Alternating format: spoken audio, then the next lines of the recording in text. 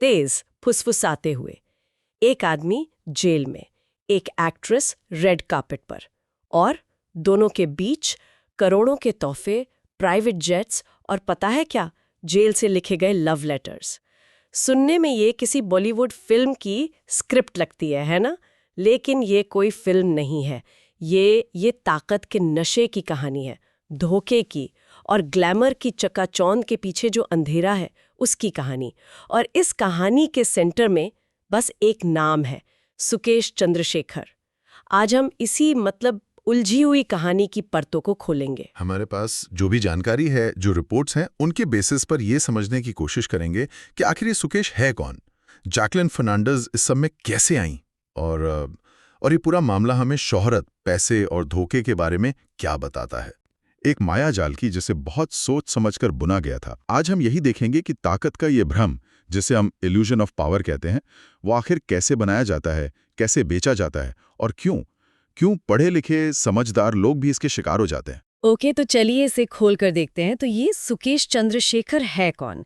ED प्रवर्तन निदेशालय के जो रिकॉर्ड्स हैं, उनके हिसाब से वो कोई मामूली धोखेबाज तो नहीं है। बिल्कुल नहीं, वो एक पूरा सिस्टम चला रहा था। उसकी तरकीब बहुत सीधी थी, लेकिन बहुत असरदार। वो नकली पहचान बनाता था। कभी वो कहता कि मैं प्रधानमंत्री कार्यालय का एक बड़ा अधिकारी हूं, तो कभी गृह मंत्रालय का सेक्रेटरी।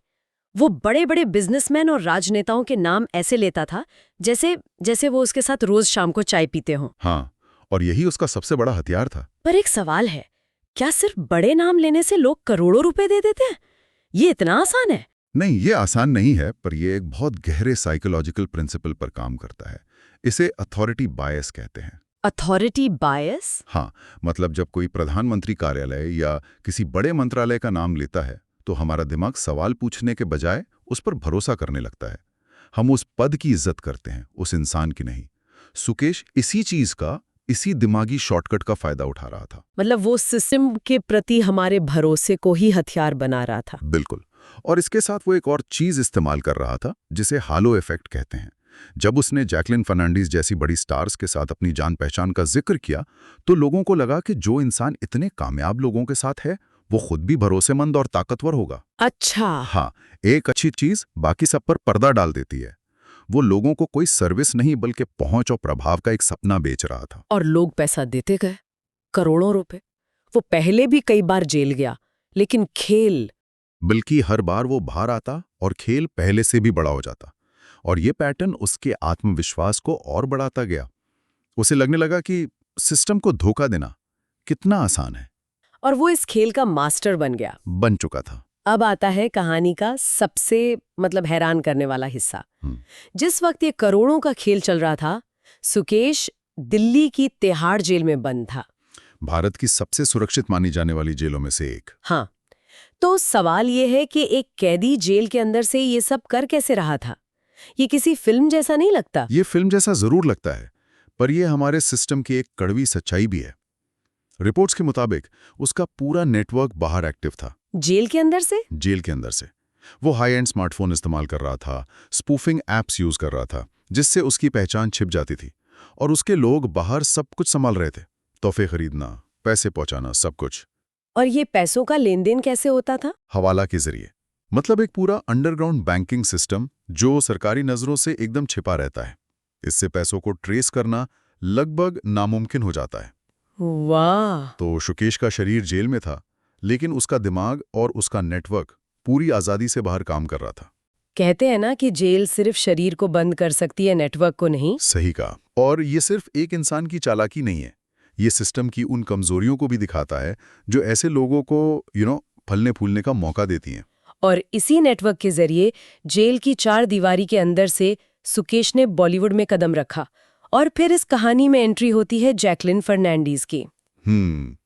जांच एजेंसियों के मुताबिक सुकेश ने जैकलिन से संपर्क किया, खुद को एक बहुत बड़े मीडिया ग्रुप का मालिक बताया, एक शक्तिशाली बिजनेसमैन बताया। एक ऐसी दुनिया की तस्वीर पेश की जहां पैसा और ताकत ही सब कुछ थे। हाँ, और फिर शुरू हुआ तोहफों का वो सिलसिला जिसने सबको हैरान कर दिया। थोड़ा तेज, गॉसिप वाले अंदाज में।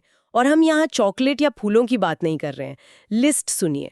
लाखों के गुच्ची और शनेल के बैग्स, डायमंड ज्वेलरी, 4 पर्शियन बिल्लियां, एक की कीमत 9 लाख रुपए थी, एक मिनी कूपर कार और प्राइवेट जेट की अनगिनत यात्राएं। ये एक तरह के तोहफों की बारिश थी। बिल्कुल। और यहाँ रुककर ये समझना जरूरी है कि इन तोहफों का मकसद क्या था। ये सिर्फ किसी को इम्प्रेस करने की कोशिश नहीं थी। साइकोलॉजी में इसे लव बॉम्बिंग कहते हैं। Love bombing. हाँ, जब कोई आपको बहुत ज्यादा तोहफों, तारीफों और ध्यान से भर देता है तो वो असल में आपको कंट्रोल करने की कोशिश कर रहा होता है। वो एक ऐसी दुनिया बना रहा होता है जो सच नहीं लगती, ताकि आप उस पर पूरी तरह निर्भर हो जाएं। और सवाल पूछना बंद कर दें। बिल्कुल। ये एक बहुत महंगा और बड़ी सावधानी से बुना गया जाल था। जब किसी की जिंदगी में इतनी लग्जरी अचानक आ जाती है तो उसकी हकीकत की समझ थोड़ी धुंधली पड़ जाती है। और मामला तब और उलझ गया जब सुकेश के जेल से लिखे खत पब्लिक हो गए। उन खतों में जैकलीन के लिए माय लव, माय बेबी जैसे शब्द थे, भविष्य की योजनाओं और यहाँ तक कि शादी के भी संकेत थे। तो यहाँ दो अलग अलग तस्वीरें सामने आती हैं। एक तरफ जैकलीन है जो कहती हैं मैं विक्टिम हूँ, मुझे गुमराह किया गया, और दूसरी तरफ सुकेश है जो इसे एक गहरे रिश्ते का नाम दे रहा है। तो सच क्या है? और शायद यही इस केस का सबसे उलझा हुआ हिस्सा है। सच शायद इन दोनों के बीच में कहीं है। जैकलीन का पक्ष यह है कि उन्हें सुकेश के क्रिमिनल बैकग्राउंड के बारे में कोई जानकारी नहीं थी। वो तो उसे कामयाब बिजनेसमैन के तौर पे जानती थी। हाँ, वहीं जांच एजेंसियां ये सवाल उठाती हैं कि इतने महंगे तोहफे लेते हुए क्या उन्होंने एक बार भी सवाल नहीं उठाया। और कानून इस सिचुएशन को कैसे देखता है? अदालत ने जैकलीन को मुख्य आरोपी नहीं माना, लेकिन उन्हें लाभार्थी कहा है। इसका आसान भाषा में क्या मतलब है? इसका मतलब है कि कानून ये मान रहा है कि उन्हें अपराध से कमाए गए धन से फायदा पहुंचा, भले ही उन्हें ये पता न हो कि पैसा अपराध से आया। अच्छा। ये एक बहुत महीन कानूनी रेखा है। ये आपको सीधे तौर पर अपराधी नहीं बनाती, लेकिन ये आपको मामले में एक जरूरी कड़ी जरूर बना देती है। इसीलिए वो आरोपी नहीं बल्कि एक गवाह और लाभार्थी के तौर पर देखी जा रही हैं। और जब लगा कि कहानी और अजीब नहीं हो सकती, तभी एक दावा सोशल मीडिया पर वायरल हुआ। दावा ये कि सुकेश जैकलीन को RCB, royal Challengers Bangalore cricket team तोहफे में देना चाहता था। $1 बिलियन की टीम। मतलब ये सुनने में भी मजाक लगता है। ये मजाक जैसा लग सकता है, लेकिन ये सुकेश के काम करने के तरीके से बिल्कुल मेल खाता है। कैसे? देखिए, इस दावे की कोई ऑफिशियल पुष्टि तो है नहीं। ज्यादातर एक्सपर्ट्स इसे एक पब्लिसिटी स्टंट मानते हैं।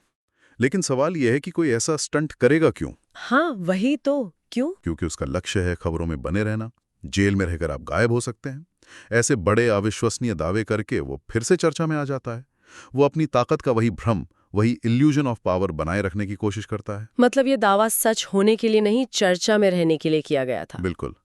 वो दुनिया को ये दिखाना चाहता है कि देखो, मैं आज भी इतना शक्तिशाली हूं कि एक IPL टीम खरीदने की बात सोच सकता हूं। वाह, मतलब हार कर भी जीतने की कोशिश। और इसी इल्यूजन ऑफ पावर की कीमत आखिरकार जैकलीन को चुकानी पड़ी, है ना? हाँ, असर बहुत गहरा और शायद लंबे समय तक रहने वाला है। उनके करियर को एक बड़ा झटका लगा। जो ब्रांड्स उन्हें अपना चेहरा बनाने के लिए लाइन में खड़े रहते थे, उन्होंने दूरी बना ली। फिल्मों के ऑफर कम हो गए। लेकिन शायद सबसे बड़ा नुकसान उनकी पब्लिक इमेज को हुआ। जबरदस्त ऑनलाइन ट्रोलिंग हुई। लोगों ने उन्हें गोल्ड डिगर से लेकर न जाने क्या क्या कहा, बिना किसी अदालती फैसले का इंतजार किए। और यहीं पे ये कहानी बॉलीवुड की एक कड़वी सच्चाई को सामने लाती है कि भले ही कोई कानूनी तौर पर निर्दोष साबित हो जाए, पब्लिक की नज़र में उसकी इमेज पर एक ऐसा दाग लग सकता है जो शायद कभी पूरी तरह से ना मिटे। ऐसा क्यों होता है? इसके कई कारण हैं। पहला, शोहरत दो धारी तलवार की तरह होती है। जो कैमरा आपको स्टार बनाता है, वही कैमरा आपके संकट के समय आपकी हर हरकत को बड़ा करके दिखाता है। और दूसरा, सोशल मीडिया। हाँ, सोशल मीडिया का दौर। यहाँ आरोप लगते ही ट्रायल शुरू हो जाता है और फैसला भी सुना दिया जाता है। यहाँ तथ्यों से ज्यादा भावनाओं और परसेप्शन का बोलबाला होता है। मतलब एक बार जो कहानी लोगों के दिमाग में बैठ गई, उसे बदलना बहुत मुश्किल है। बहुत मुश्किल, खासकर जब कहानी में ग्लैमर, पैसा और धोखे जैसे मसालेदार तत्व हों। लोगों के लिए ये एक असल इंसान की जिंदगी का मामला कम और मनोरंजन का एक जरिया ज्यादा बन जाता है। तो इन सब का मतलब क्या निकलता है? जैसा कि हमने शुरू में कहा था, ये कहानी सिर्फ सुकेश और जैकलीन की नहीं है। नहीं, ये कहानी है पैसे की उस ताकत की जो सिस्टम में भी सेंध लगा सकती है। ये कहानी है शोहरत के उस अंधेपन की जहां चमक दमक के पीछे का सच दिखाई नहीं देता। बिल्कुल। और ये हमें एक बड़े सवाल पर सोचने के लिए छोड़ देता है। क्या?